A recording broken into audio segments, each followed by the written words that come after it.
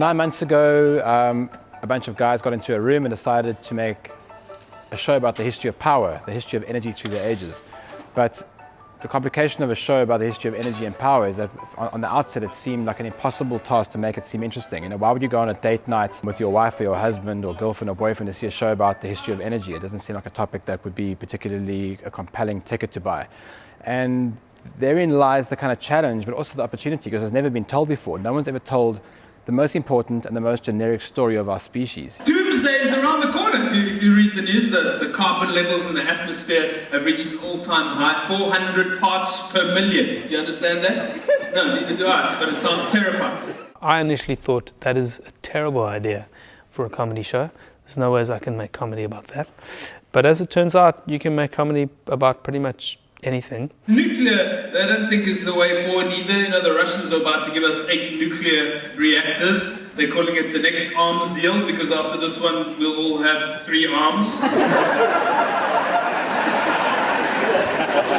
think the story of energy is probably the most important story that needs to be told right now for our species. And I mean that sincerely. I mean, you've got the Industrial Revolution, you know, ramping up the factory, ramp up the production line. Then you have the IT, or the intelligent communication revolution, where everything becomes faster and people are communicating faster.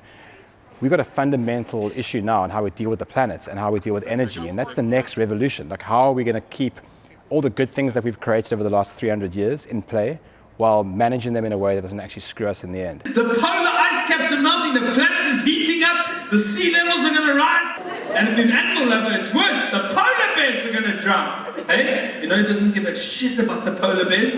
Seals. They really couldn't care less. Have you noticed that? The polar bear is such a good hunter, right? Because of the camouflage. The bear's white, the ice is white, the glacier's white, everything. It's like the Oscars, but whiter, right? I mean, the bear. In this show, we're sort of putting our money where our mouths are, so to speak. We're actually powering part of this show using renewable energy sources. So you'll see solar panels on the set. We have a big biodiesel generator that was just delivered that's sitting on the ramp of the theater. So we're trying to go green and clean and raise a little bit of awareness all the while. Allow yourselves to be amazed by the power of the sun, ladies and gentlemen. It's been there the entire time, longer than the planet's been here. 9 billion years. Right? And it took us like 4.5 billion to work out we could use it in 1982 to power a Casio pocket calculator. I mean, it's just...